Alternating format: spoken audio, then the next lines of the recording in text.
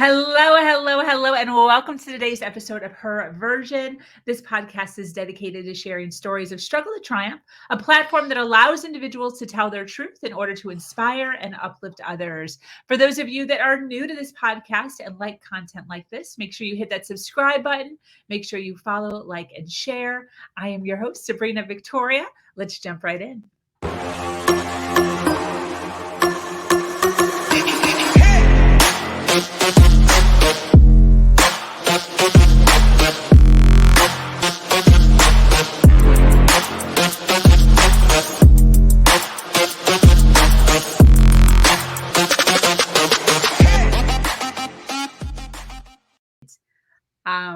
What's the number one lesson you've learned from your life?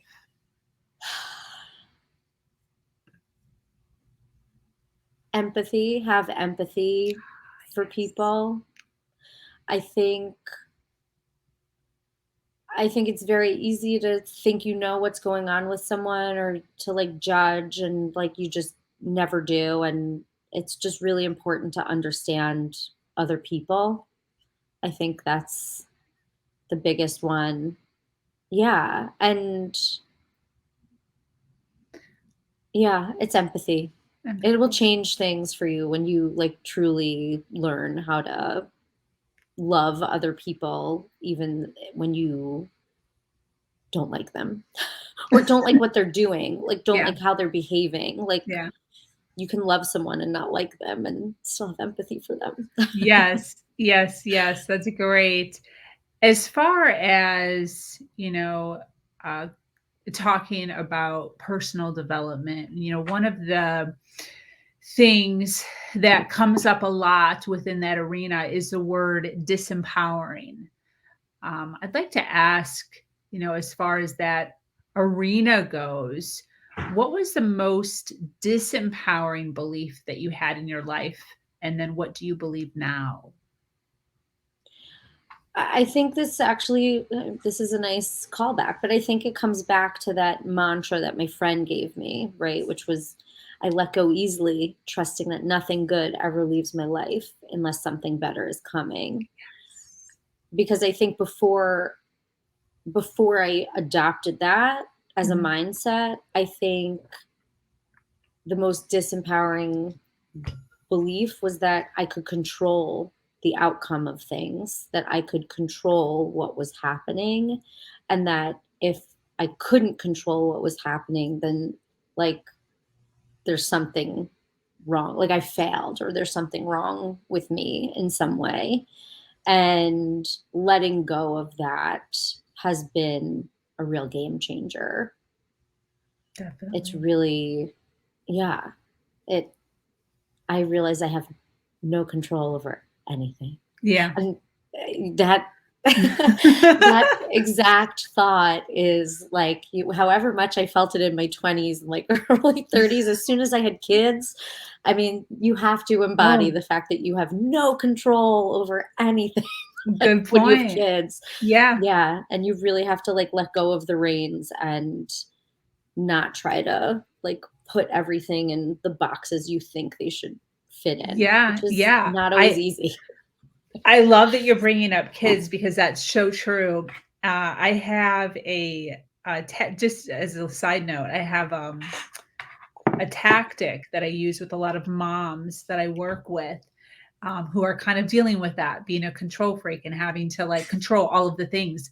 And one of the things that I tell them in order to practice is to bake a cake with their children and let their children actually do it themselves. Because one of the issues is, there's a shell that fell in the bowl, or some of the flour fell on the counter, and wanting to really micromanage to make sure that it goes according to the way that you want it to go perfectly. And it disempowers your children when we're continuously micromanaging them. So one of the, exercises that I do is to practice. You have to practice allowing other people to do it how they want to do it, and like release the reins and just see what happens. And what happens is, when we regroup and when we come back afterwards, nothing happened. Nothing happened. Like it was The fine. cake, part of the cake spilled over the side of the pan. Part of it's on the counter. It went into the oven as is. We're not cleaning up the sides. We're not doing anything. And everything worked out perfectly. Still tasted great. The frosting Yep. was all uneven. Everyone survived. There's a big gouge in the middle Yeah. of the cake, but it still worked out. The kids are so happy. And that's practice. We have to practice, like you're talking about, with Letting go. Yes. Mhm. Yes. And when we have children, that is the universe allowing us to practice that, and using that opportunity to do so is key. It's another learning experience. Yeah, and I love that you said the micromanage. It actually reminds me, a few years ago, I forget where I was, but someone compared parenting, like specifically momming, to being a boss, and to think about, are the best bosses the ones that micromanage you, or are the best bosses the ones that help you feel empowered to shine on your own and function on your own? And that also really changed, because especially having had so many bad bosses, I was like, oh my God, yeah, I don't want to be a bad boss to my kids. I want my kids to learn how to do it themselves and feel empowered to solve their own problems. And, Yeah. I don't want to be a micromanager. I don't want to be one of the horrible bosses that I've had Yes. over the years. And the micromanaging, that's what made me think of it. But I also thought that was a really good way to compare it, because we've all been there. We've all been in the workplace and experienced what it's like to not feel empowered, to feel Definitely. disempowered by a boss. Definitely. I'd like to bring up what Melissa is saying here. Do you want to read that? Sure. Such great information. Thank you, Melissa. I worked in an environment that deteriorated through the years. I only regretted that I didn't leave sooner. Ugh, I know how you feel. It's so hard. It really is so hard to feel like you know you deserve better, and yet you feel stuck, because then on some level, do you feel like you don't deserve better because you're there? But yeah, it's a real it messes with your head to be in an environment like that. It messes with your self-esteem, with your confidence. But I think also the way that a lot of corporate environments are structured, they talk a lot about we're family and loyalty is so important. And, they really kind of You're right. gaslight you a You're little to right. want to give more to them, and you owe them and they're so good to you. And it's no, you're paying me for a service. That's it. I'm not working nights and weekends for you. It's hard to have boundaries, Yeah. because I think too, when we enter the workforce as young people, we get taken advantage of. We work more than hours than we're getting paid for. We take, because we're like, oh, this is what we have to do. We're getting started.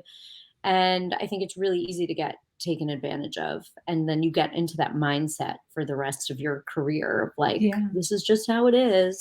Yeah. But it's not. I'm Yeah. glad that you left, Melissa. Melissa's great. She's awesome. She was on a podcast a few months ago. So with all of this, through all this journey and knowing where you are, and you've kind of briefly mentioned that you went off on your own and you're flying high. Can you Yep. tell us all what you do? We're still hanging on here for those of you that are watching live. We're 55 minutes in. We're still hanging on tight, and we want to know what you do. So I am a branding and content strategy consultant, which essentially means I help other businesses and entrepreneurs figure out the best ways to tell their stories strategically in a way that positions them for growth, and in a way that helps them create deeper connections with their audience. So it's interesting. For a long time, a lot of people are like, how did you get from TV to branding? But really, it's the storytelling that's at the heart of everything that I do. It's very people focused. It's about connecting with audiences. It's about having shared experiences and like people bonding over the love of a TV show or a brand. Mhm. And I love being able to do that for people. Especially, I work with a lot of women owned businesses, which is really important to me. Um, Especially because I felt like as I was coming up and like starting my own business, there wasn't a ton of resources just for women. I think it's changed a lot over the last 7, 8 years. But supporting women and giving back to women and helping women feel empowered in their business and in their marketing and how they're talking about their business and feeling confident about growing their business, is Beautiful. a top priority for me.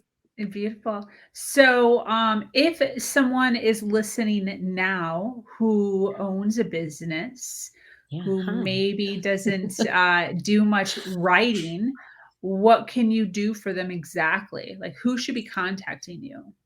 So anyone that thinks it's time for a rebrand or anyone that's launching a business that needs like the foundation of a brand. So like people think branding is just a logo or a Mhm. website or a color scheme, but branding is actually the story you're telling. Branding is your mission, your values, understanding who your audience is, figuring out ways to, like lines of communication to connect with them in an authentic way.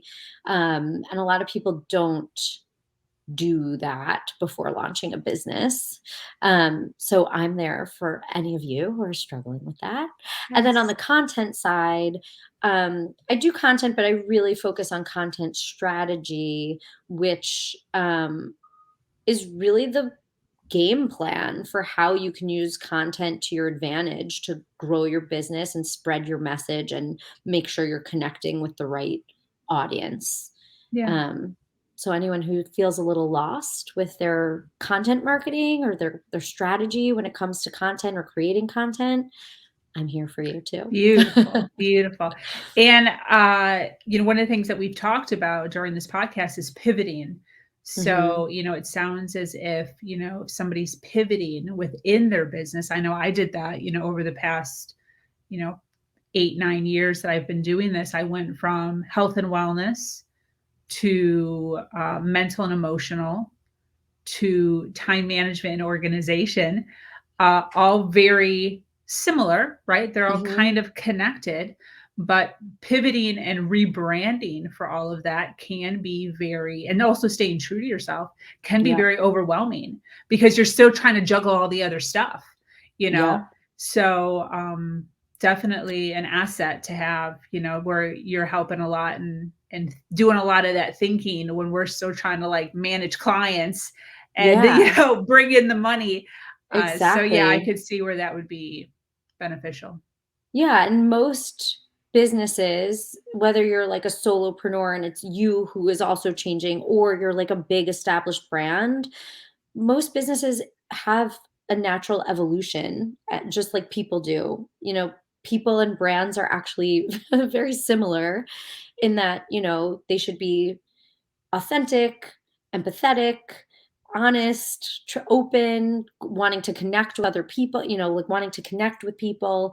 Like those are good values for life and for how you should approach your business. And just like people, brands evolve. And if your brand has evolved and your messaging is lagging in that evolution, it creates confusion and mixed messages for your audience, which also then means you're missing out on business opportunity and growth opportunities because it's just too confusing. Yeah, yeah, it is. I don't I've been there too. even now, literally like 8 or 9 years later, I still have people contacting me for health advice. And when I was doing that, I was vegan. So I Wow. still have people, they'll put something up just playfully with my family or whatever, where we're eating a meal, and they're like, I thought you were vegan. Like I Yeah. thought you What's but with this dairy? yeah, so like people do follow content, and then sometimes they fall away and they come back. So, making sure that you're strong in your foundation of like what you're doing at that moment Yeah. is really important, because people do ebb and flow. Just like we ebb and flow, people ebb and flow out of our lives and in and Yeah. out. So definitely makes sense 100%. What does success mean to you? Being happy. I think I've been a happiness chaser forever. I think I've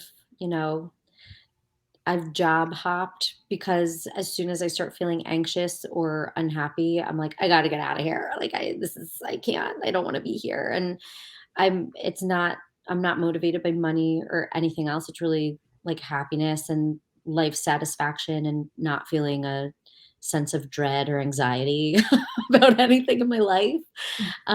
Which isn't always easy, especially with kids, but uh yeah, I think I'm on the road to achieving success in that Yeah. department. So we'll see. I mean, especially as my kids get older, maybe it'll get easier. I don't know. Wishful thinking. I don't That's know. great.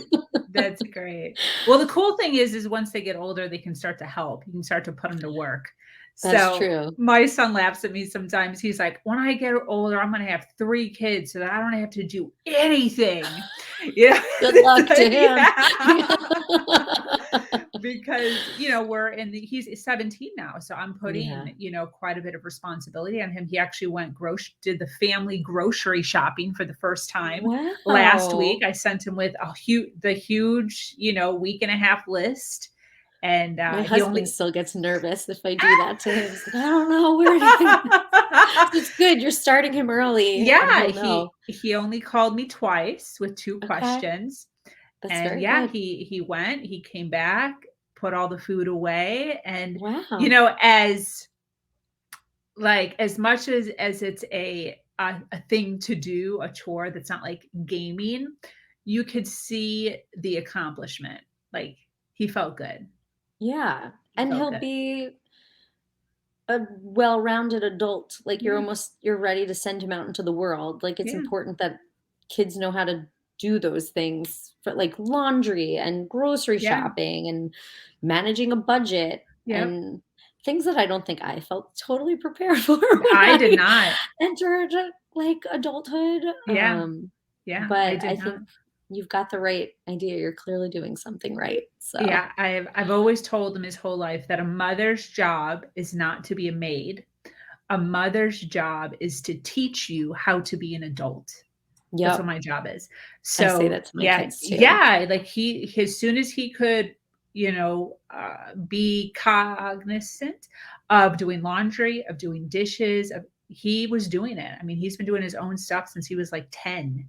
I mean, Making my his own. kids are 3.5 and almost 7, and I make them make their beds every Yes, you morning. have to. You have Yeah. to like put Mhm. that on them, because that's what builds confidence. And my son is 17 now, and he is so confident in his abilities to be able to do things. It scares me sometimes. Huh. He went out and he got his first job. I didn't even know about it. Wow. He told me, he's like, "Hey mom, I have a job interview." I'm expecting for him to be like, what should I wear? What Tell asking me a more of zillion your questions. parenting secrets, 'cause this Literally, is like amazing. literally 2 days later, I'm like waiting, right? One day he calls me, he's like, "Hey mom, I have a job interview." I'm like, "Oh my gosh, congratulations. What's the job?" Like, I don't even know what's going on, right? Yeah. And then I'm expecting for him at some point within a day or two to sit me down and be like, "What should I wear? What should I say?" Nervousness, nothing. 2 days later, he calls me. And I we're got like the in the job. home together. We're like in the home, right? He just never Yeah. brought it up again. 2 days later, he calls me. He's driving, which I don't recommend. Sorry. He calls me. He's like, "Hey mom, I just left the job interview." And I was like, "Wait a minute." Wait a minute. There's a whole section in between that was That's so supposed to funny. happen. But yeah, he's confident in his ability to be able to do, and that's my whole thing. It's like, you have an idea, do. You have something you want to do. It's not about talking. We don't talk. Talking, why it's good to talk. We have to, explain or come up with a plan. But the action, it's the action that's the most important. So Well, and yeah, learning how to problem solve and solve your own problems, yeah, and feeling confident that you can yeah. do that as they come up, and not having to be like, "Mom, what do I do?" Like really having the confidence to know that you can trust yourself and depend on yourself Exactly, when exactly. things get hard. It's important. Definitely, Yeah. definitely. Speaking of that, I'd like to close up with a question. I would like to ask you advice to Okay. females who are struggling with their self-worth. A lot of times people get stuck in jobs with bosses because they're lacking that confidence to be able to find something else, to be able to make more, to be able to accept a different environment. What would you say to these individuals? So, everyone has a different way that they have gotten there. So I don't want to be too specific, but I will say that whenever I am doubting myself, the thing that makes me feel best is doing something that I'm good at. Like doing something that I know I'm good at, that you can walk away and be like, I crushed that. I mean, I Yeah. really think, especially if you're stuck at a dead end job, or you're stuck maybe in a relationship that you're unhappy in, like finding something that you're good at, that you can return to remind yourself of your value and your worth, and know that you're important, I think really helps. I think whether it's, maybe that's just being a good friend sometimes, or maybe it's painting, or maybe it's starting an Etsy shop, or, I don't know. There's a whole host of ways that, people feel good about themselves. And I think just connecting with something that you're good at and that makes you happy, um, will give you a step in the right direction to get that self-worth back on track. Absolutely. Thank you. I appreciate that. Any closing You're thought? Well, welcome. first of all, where can people find you? Where are you? Oh, I am everywhere. You can find me on my website, which I see is up here, Yes. hilaryuncreative.com. I'm also on Instagram at hilaryuncreative. I'm on Twitter, which I think is at hyoungcreative. I'm on TikTok, which is also at hilaryuncreative. Where else am I? I'm on Facebook. I'm really everywhere. Can people find your social media on your website? Is there like a Yes, Facebook click and yes. stuff? It's Okay. all the links are there. Perfect. And I'm most active on Instagram and Twitter. And if you contact me, I will talk to you. I actually respond, and I love meeting new people, and I love chatting with people, and, you know, helping them a little bit. Not always, I don't like when people are like, let me pick your brain about exactly what you do and not pay you. Yeah, But yeah. I get it. I do love connecting with people and helping them, here and there where I can. So if you enjoyed meeting me today, please reach out. I would love to chat with you. If you want to continue part of the conversation, or loved something specific that I talked about, I would love to hear from you and love to continue the conversation. So definitely reach out to me. Yes, yes, I love it. Well, listen, I so appreciate you coming on and giving some of your valuable time to us to share your story. It was very inspirational, very Oh, thank relatable you. to Thank you. so many of us who who have gone through that or who are going through that. For those that are listening live and that are still hanging out with us, we so appreciate you being here and supporting us. For those of you that watch on the replay, make sure you hashtag replay so that we get notified and we know that you are here and supporting us and loving us. And reach out in the comments anywhere you are. Hilary is connected, I believe, everywhere. So Yep. she'll be able to get the message, or I will be able to get the message. And thank you. Thank you. Thank So you I'm for going to close. having me. This Yes. is so wonderful. I love chatting Yes. with you. Yes. Same, same, same. So I'm going to go ahead and close up. Thank you so much for joining us here on Her Version. This community is expanding every single day and it's filled with females who are striving to do better than they did yesterday. For those of you that are new to this podcast and like content like this, make sure you hit that subscribe button. Make sure you follow, like, and share. If you have an amazing story to share of struggle to triumph, be sure to reach out to me here at herversion.life. I am your host, Sabrina Victoria, and I'm so grateful to be here sharing a platform that allows people to share their truth and inspire others.